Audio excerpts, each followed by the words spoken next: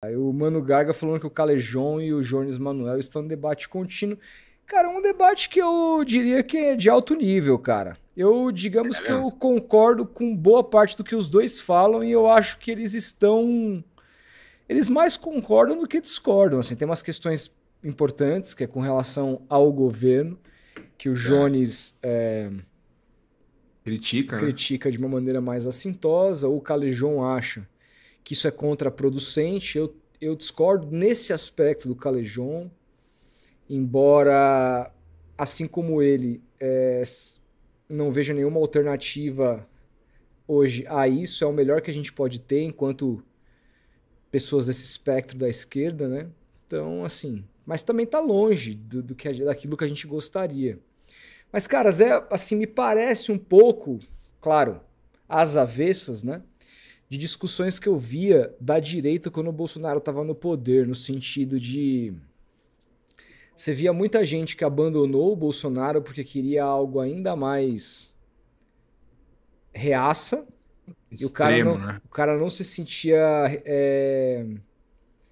prestigiado, se o cara não se sentia no sentido que não fazia parte daquilo, porque se muita gente votou no Bolsonaro com uma expectativa de ele ir para a extrema mesmo. E aí, no fim do dia, cara, o cara entra ali na política, começa perde poder pro Arthur Lira e começa a querer se manter no poder com uma puta de uma baixa popularidade. Aí o cara vai se vendendo pro centrão, e aí vai várias pautas que essa galera é contra, foi passando, etc. Então, assim, gente, no fim do dia, ele não agradou os que eram totalmente reaça e também não agradou ao outro aspecto, as outras pessoas que, por exemplo, quiseram, durante a pandemia, um combate mais científico da coisa. Nesse caso, assim, com relação ao governo Lula propriamente, eu vejo que, diante de algumas ações fundamentais que o governo tinha que tomar com relação ao combate à fome, mais políticas sociais, eu acho que a gente tem coisas interessantes que foram feitas e ótimas notícias, né, com relação à parte econômica e tudo mais. É, Mas é sim um governo neoliberal, sem fácil. dúvida. E nesse aspecto, o Calejón acho que ele tem um pouco de dificuldade de admitir, embora no fundo ele admita, mas ele pede pro Jones falar qual alternativa você tem a isso. E de fato não é o Jones, ninguém tem. Ninguém tem. Só que a gente não tem uma alternativa, a gente não vai poder criticar posições neoliberais de um governo que se dispõe, ou se dispõe mesmo a ser de esquerda, ou é um governo de direita, centro-direita, com políticas sociais. Dá para discutir, gente. O que eu acho é que, É. assim, a questão de esquerda e direita se perdeu em várias pautas, né? Porque hoje a questão de esquerda e direita não se manifesta dentro apenas do que a gente considera como economia, entre liberalismo e algo que seja, sei lá, política de bem-estar social, para não citar socialismo e comunismo, né? Mas assim, hoje vai além, hoje vai para a questão dos costumes, né? E aí, Muito. gente, na questão dos costumes, tem muita. Eu conheço muita gente que é de direita economicamente, liberal econômico, mas o cara, ele é, ao mesmo tempo, uma pessoa progressista do ponto de vista de costumes. O cara não é contra casamento homoafetivo, o cara é a favor de políticas no que se diz respeito à equiparação de salários homem e mulher, ele é contra, a favor de políticas que tentem diminuir o assassinato de pessoas LGBTQIA+. Eu conheço várias pessoas que são progressistas do ponto de vista de costumes, mas que são mais liberais mesmo economicamente, que acham que é assim que funciona, que a economia está posta nesse sentido, etc e tal. Então precisa entender o que é ser de esquerda e o que é ser de direita. Eu vejo o governo Lula como um governo progressista, mas não tanto quanto ele deveria, porque também bate de frente com uma questão conservadora brasileira, que é, a gente vai ver sei lá, nesse governo a legalização das drogas? Não vai ver. A gente vai ver nesse governo pautas passando como a legalização, a descriminalização do aborto? Não vai ver. Porque tudo isso mexe com uma questão muito conservadora do país. E tudo isso é colocado como esquerda a partir do momento que se entendeu que no Brasil quem defende esse tipo de liberalidade, quem defende esse tipo de progressismo é naturalmente de esquerda. Mas você pode defender tudo isso e no fim do dia ser uma pessoa liberal, a favor de uma política mais neoliberal. Então, definir o que é esquerda e direita fica muito complexo dentro dessa janela brasileira do que ela significa. Então, o que eu vejo, só para concluir, eu vejo o governo Lula como um governo economicamente neoliberal, porém muito forte nas políticas sociais tão necessárias que o Brasil precisa. Qual é a alternativa a isso? Governos ainda mais neoliberais, como foi o do Bolsonaro, ainda mais neoliberais, e que não fazem de maneira, nem se importam com políticas sociais que, de alguma maneira, acalenta a classe mais pobre desse país. Né? O Bolsonaro nunca fez um discurso para pobre, nenhum discurso dele em 4 anos, né? Nunca você viu, jamais. Nunca falou de pobre, na boca dele a palavra pobre nunca saiu. Nunca foi inclusivo. Nunca foi, inclusive sempre foi excludente. Mesmo inclusive na época da pandemia, sequer teve compaixão com as pessoas morrendo, disse que não era coveiro, o que ele podia fazer, ele não era coveiro, etc e tal. O cara não teve nenhuma palavra assim de acolhimento para ninguém, sabe? Ah, mas Rodolfo, política não vive só da palavra do presidente, mas também, puta, isso é importante porque a gente como país, a gente como nação, com o nosso maior líder se posicionando dessa forma abjeta, sabe? Isso é foda, isso me machucou demais durante o governo Lula, o governo Bolsonaro, perdão. Então, a gente precisa entender qual é a alternativa a isso. Eu concordo com o Calejão. Não existe nenhum partido de esquerda do Brasil, em termos nacionais, que seja viável além do PT, do Partido dos Trabalhadores. Então, outra força surgiu? Nenhuma. Nenhuma, cara. O PSOL surgiu como uma força razoável no ponto de vista de eleger deputados, assim, uma bancada interessante e tal, mas ainda muito longe das bancadas dos grandes partidos do centrão brasileiro, que elege muita gente e comanda aquela porra toda. Então, assim, a gente está distante de um cenário que seja aquele que a gente quer, mas também acho importante a gente querer mais. A gente acha que esse discurso de não podemos criticar, porque senão vamos melindrar o governo, que está fazendo muito pelas classes pobres, etc e tal, é a gente se contentar com pouco também, entendeu? Eu sou contra isso. Cara, a gente tem que entender também que lá em 2022 o Lula fez acordo fez um conluio, né, com o Alckmin, com Tebet, com toda essa galera mais da direita, cara. Sim. Você vai esperar um governo de esquerda, propriamente de esquerda, no governo do Lula? Não vai. É um governo de repaginação, assim, sabe? O Brasil tá entrando num momento de, sabe, saiu do Bolsonaro pra respirar e voltar a ter o respeito do mundo, voltar pra base, voltar a ter civilização, assim, digamos, porque não existia civilização. Existia barbárie.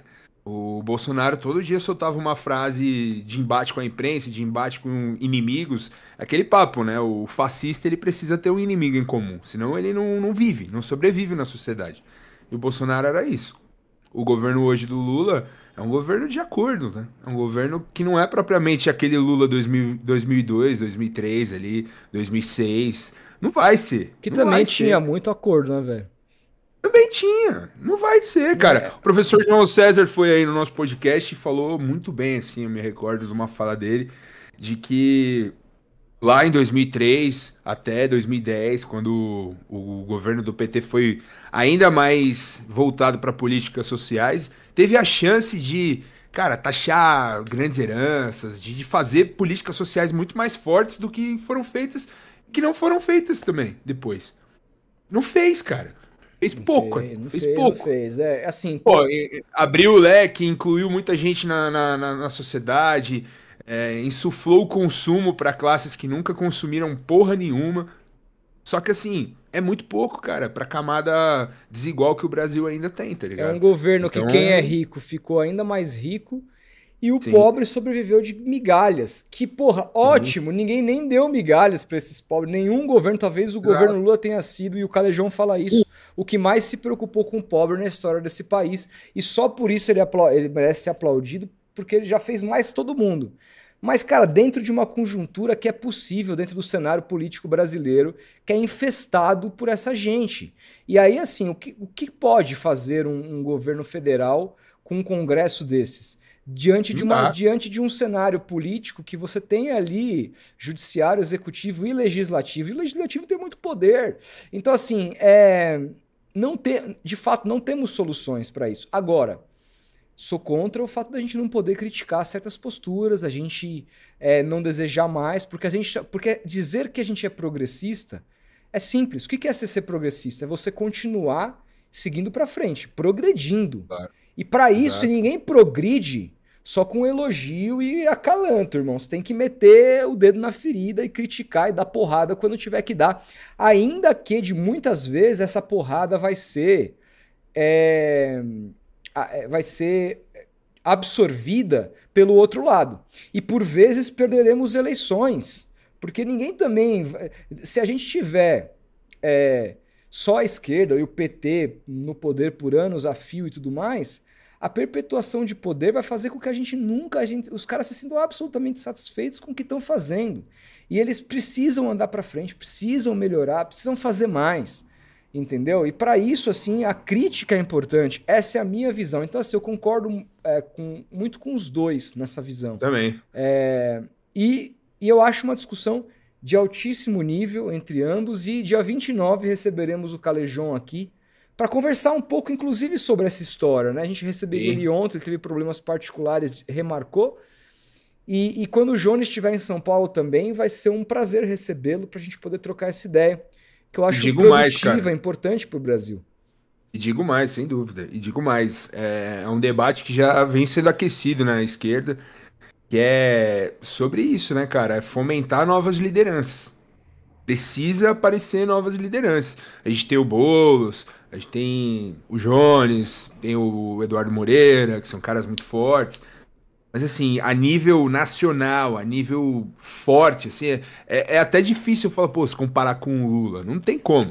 Mas precisa surgir, cara. Precisa surgir, porque depois de 2026 eu não sei o que vai ser do Brasil, cara. E mais, Felipão, tem uma coisa aqui, tem um comentário aqui, ó, do Giovanni Maciel que diz: por isso que o Jones acredita em revolução. Uma coisa é mudar completamente o sistema, outra é regovernar com as regras que temos hoje, que é um Congresso e Senado de extrema-direita.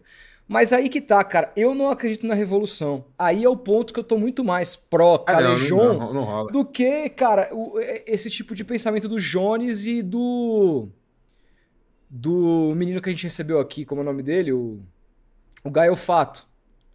Que, cara, eu questionei o Gael Fato com relação a isso. Porque pra mim, cara, me parece uma coisa absolutamente utópica imaginar que a população vai se revoltar, vai pegar em armas e vai fazer uma revolução trabalhadora. Isso não vai acontecer no Brasil. O Brasil tem, cara, São Paulo, 26% votando Pablo Marçal, irmão. Grande parte do povo brasileiro, dada a conjuntura da coisa, a falta de educação e o caramba todo, é massa de manobra. É massa de manobra. Então, assim, eu duvido, eu não acredito numa revolução brasileira. E aí, nesse aspecto, eu concordo muito mais com o Calejón. Nesse aspecto, eu sou muito mais pragmático do que esses caras que se colocam como comunistas, etc e tal, que eu admiro o pensamento, eu acho foda. Se fosse viável, eu apoiaria, mas eu não acho que seja, entendeu? Então, nesse aspecto, embora seja mais pragmático como o Calejón, eu só discordo de uma coisa dele. Eu acho que a crítica não melindra. Eu acho que a crítica é importante para que a gente continue progredindo. E no fim do dia, ele mesmo já admitiu isso várias vezes. Então é mais ou menos por aí. Você quer acrescentar alguma coisa? Mas acho que nem rolou melindre entre os dois, assim. Não, melindre eu falo com relação ao governo, porque ele fala. Tá. No sentido de tipo assim, puta, cara, muita crítica no governo, e aí a gente vai se desunir aqui. Se desunir, se a gente se desunir, tretar entre a gente, volta pro Bolsonaro. Eu entendo esse aspecto, e eu até concordo um pouco com esse aspecto. Eu também acho. Mas, cara, se a gente não puder criticar e tiver que ficar aceitando tudo de braços cruzados, aí é loucura. Aí é loucura, entendeu? Então, uma coisa é criticar. Agora, a revolução, cara, não que eu seja contra, mas eu não acredito. Não acredito. Eu tava até conversando com um amigo meu, Pedro, que estuda ciências sociais na USP e tal. A gente tava falando sobre isso e ele tem esse pensamento mais extremo, assim, de tipo, não, tem que ter revolução mesmo, tem que aquecer as massas e tal. E aí eu falei, cara, você lembra a última vez que teve algo semelhante a isso? Foi em 2013, por conta aqui em São Paulo dos 20 centavos, o aumento da passagem e tal. Cara, eu fui em 2 protestos daquele.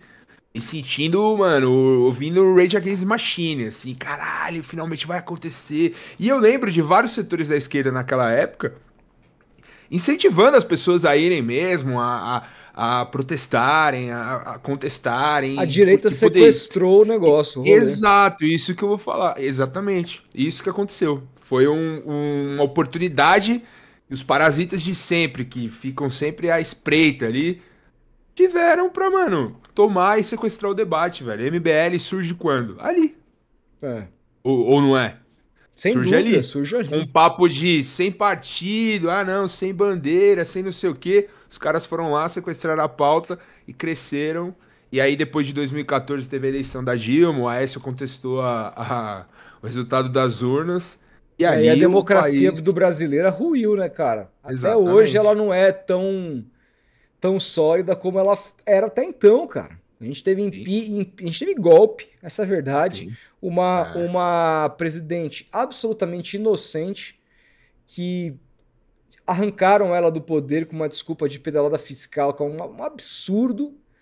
E isso um cara que foi condenado depois, um cara que foi condenado por corrupção e o caralho a quatro, como era o Eduardo Cunha.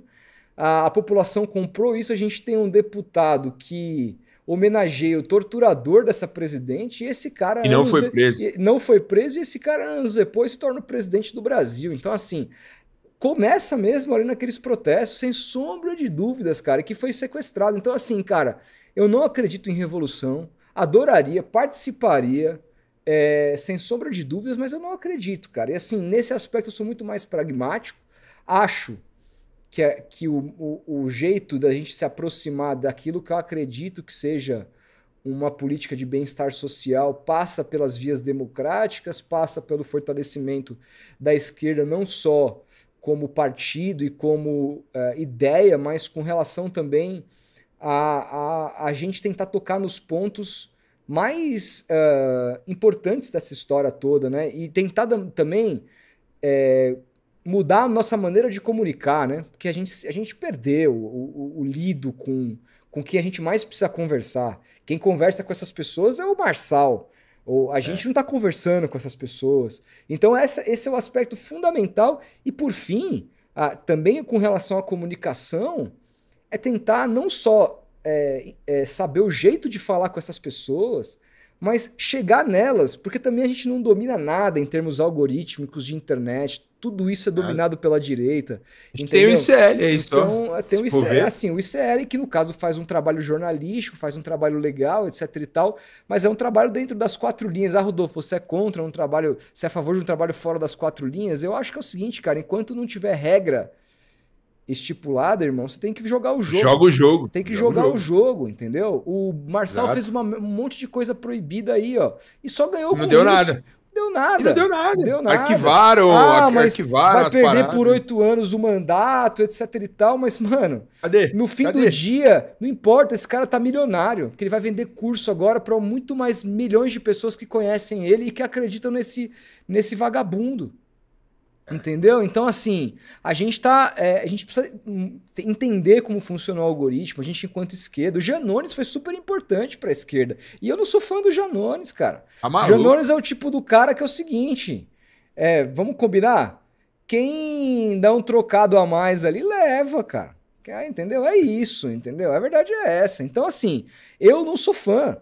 Mas o cara foi importantíssimo inclusive para a eleição do Lula, como ele mexeu os pauzinhos dentro do partido, enfim. Então, assim, a gente precisa mudar a maneira de se comunicar e entender melhor como funciona a internet hoje em dia para tentar penetrar nessas camadas mais pobres, entendeu? É, Agora, cara. dentro daquilo que eu acredito que é o espaço democrático de direito ali e tudo mais, a revolução em si, sinto muito. Gostaria de ver isso acontecer, mas eu sinto que eu vou morrer, mesmo que eu dure 80, 90 anos e não vou ver, tá? Ah, mas Rodolfo, não é pra gente ver, é pro seu filho ver, Cara, assim, Eu não acredito, irmão. Não acredito, sinceramente. Mas é isso. Acho que eu não tenho mais nada que acrescentar, Filipão, sobre Ah, é esse isso aí, assunto. cara. É isso aí. O pessoal perguntando muito no chat aí sobre o que aconteceu aqui em Taboão hoje. Pra quem não sabe, o prefeito Aprígio do Podemos, que tá concorrendo à reeleição aí no segundo turno, sofreu um atentado a tiros. Foi baleado na região do ombro, do pescoço ali. Tá no Hospital Albert Einstein nesse momento. Cenas E, cara, fortes, hein? Recebi o vídeo dele baleado no carro. cenas fortíssimas, é um negócio assustador. E esse é o Brasilzão, gente. Esse é o Brasilzão que a gente vive, cara. É até foda a gente, pô, no Brasil não precisa de uma revolução. Precisa, cara, mas se ela vai acontecer, até ela acontecer é muito difícil, porque acho que as camadas que são exploradas, que são as camadas mais pobres, elas precisam aprender e entender que elas são exploradas. E até elas entenderem esse conceito de exploração, elas vão continuar amansadas, digamos assim, vão continuar. Eu vi o Paulo Galo falando sobre isso de uma forma brilhante, assim, que é um cara que a gente tem que levar no podcast, inclusive. Que esse é um dos caras da liderança progressista, assim, que eu acho foda demais, que ele tem uma linguagem muito, muito fácil, muito objetiva de se entender, assim, e ele fala isso. O cara que é explorado precisa entender que ele está sendo explorado. Quando ele entender isso, quando mais gente entender isso, aí talvez a gente vai ter uma mudança significativa. É isso. Mas, enfim, continuaremos lutando. É isso.